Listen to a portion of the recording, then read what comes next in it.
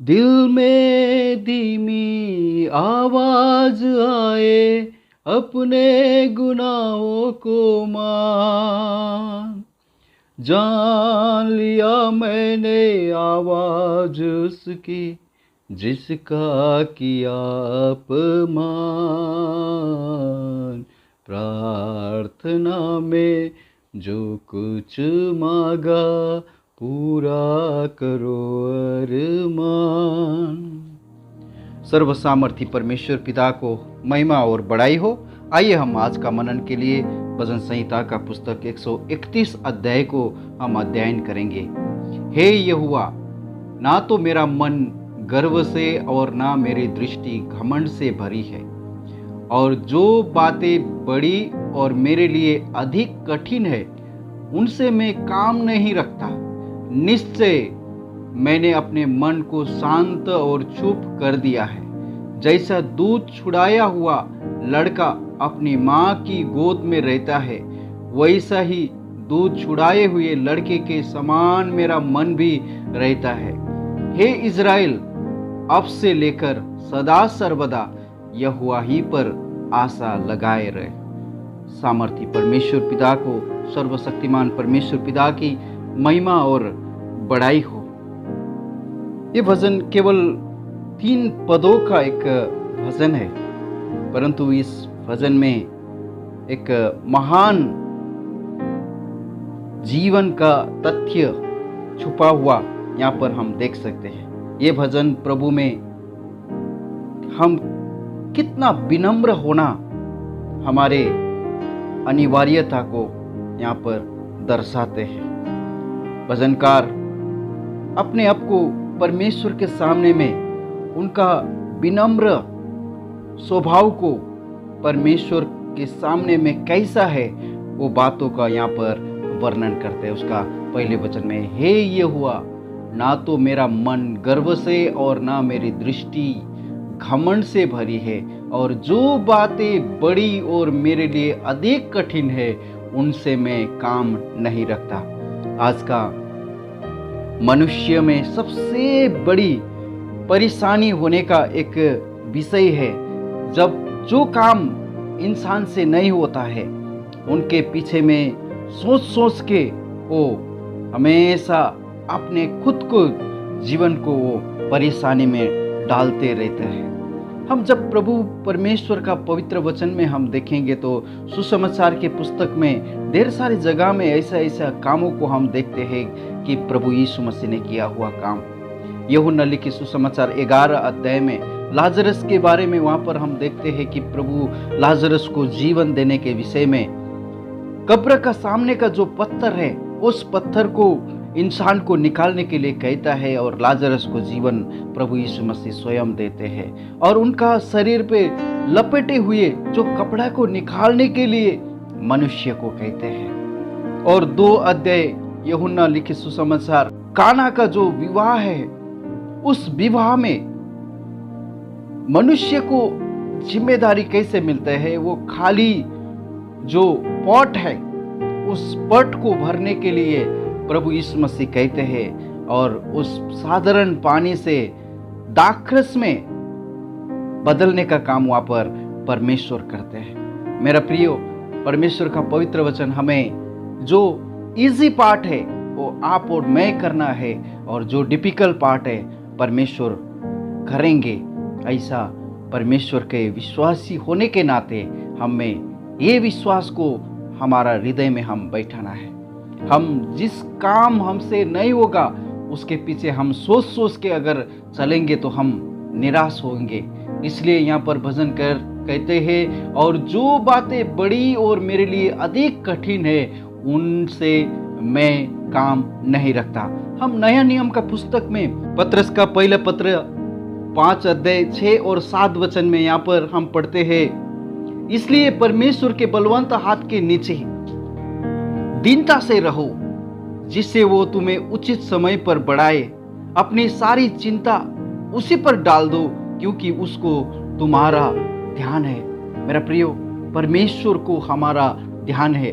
और 8 वचन में यहाँ पर परमेश्वर का पवित्र वचन बताते हैं, सचेत हो और जागते रहो, क्योंकि तुम्हारा विरोधी शैतान गर्जने वाला सिंह के समान इस खोज में रहता है कि किसको फाड़ खाए।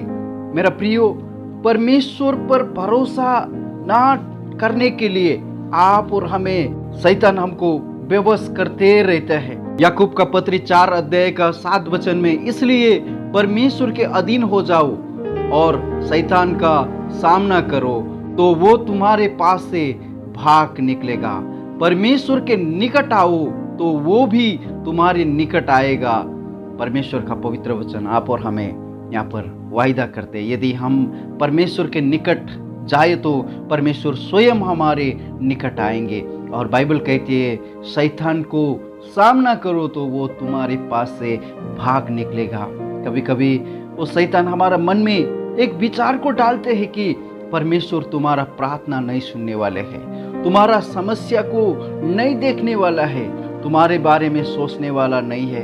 इतना आप और मेरा जीवन में शैतान इस प्रकार से बाधाएं डालते हैं कि परमेश्वर का विरुद्ध में हम किस तरह से हम कदम उठाए। जब हम आदन का वाटिका में देखते हैं, मनुष्य को कितना सुंदर एक जिम्मेदारी के साथ वहां पर रखे थे और कितना संतुलन से वो लोग भरे हुए अवस्था में रहते थे, परंतु वो जाकर वहां पर मनुष्य के बीच में एक फूट डालते थे, परमेश्वर और मनुष्य के बीच में। क्या परमेश्वर सच्ची में ये फल खाने को मना किया है? परमेश्वर जानते हैं जिस दिन तुम फल खाओगे तुम्हारा आंख खुल जाएगा और तुम परमेश्वर का तुल्य हो जाओगे, क्योंकि परमेश्वर ये नहीं चाहते कि तुम परमेश्वर का तुल्य होना।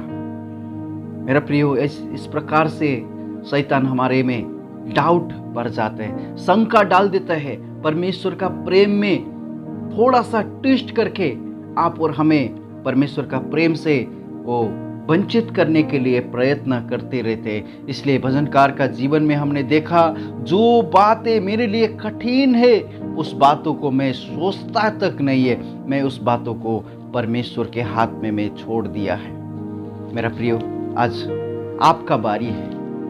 आप कितना दिन से जो बात आपसे नहीं होता है उनके लिए सोचते सोचते आप निराश हुए हैं, तो आज आप विश्वास कीजिए और जो डिफिकल्ट पार्ट है, जो आपसे नहीं हो रहा है, वो बातों के लिए परमेश्वर पर भरोसा करें। और 2 वचन कहते हैं, निश्चय मैंने अपने मन को शांत और चुप कर दिया है, जैसा दूध छुड़ाया हुआ लड़का अपनी माँ की गोद में रहता है, वैसा ही दूध छुड़ाए हुए लड़की के समान मेरा मन भी रहता है। बच्चे के समान एक निश्चिंत रहने के लिए अपने आप को यहाँ पर दर्शाता है। मैं बच्चा के समान निश्चिंत है। एक छोटा बच्चा कभी वो चिंता भरी अवस्था में नहीं चलते है। परमेश्वर पर भरोसा रखने वाला एक व्यक्ति भी परमेश्वर का पवित्र वचन में हम देख सकते हैं। मत्ती लिखित सुसमाचार 18 अध्याय का शुरू से लेकर हम पढ़ेंगे तो उसी घड़ी चेले यीशु के पास आकर पूछने लगे, स्वर्ग के राज्य में बड़ा कौन है?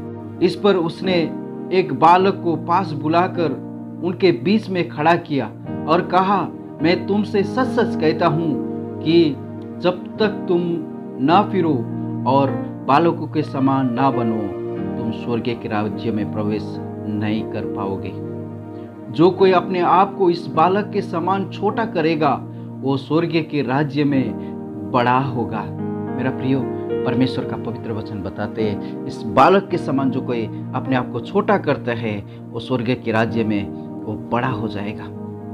तो ये जो परमेश्वर का गोपनीयता का एक चिंता यहाँ पर दाऊद का जीवन में, परमेश्वर का सेवक, परमेश्वर का दास दाऊद का मन में इस प्रकार से आते हैं, निश्चय मैंने अपने मन को शांत और चुप कर दिया है, जैसा दूध छुड़ाया हुआ लड़का अपनी माँ की गोद में रहता है, वैसा ही दूध छुड़ाए हुए लड़के के समान मेरा मन भी रहता है। यहाँ पर उनका मन की बातों को उन्होंने वर्णन करते हैं और 3 वचन में कहते हैं, हे इज़राइल, अब से लेकर सदा सर्वदा यहोवा ही पर आशा लगाए रख। जो कोई परमेश्वर पर आशा लगाते हैं वो कभी भी लज्जित नहीं होते हैं। परम प्रभु, इन वचनों के द्वारा आप सबको आशीष और अनुग्रह करें। आइए हम परमेश्वर को धन्यवाद करते हैं। पिताजी, हम आपको धन्यवाद करते, स्तुति करते हैं भजन संहिता का पुस्तक 131 अध्याय के लिए।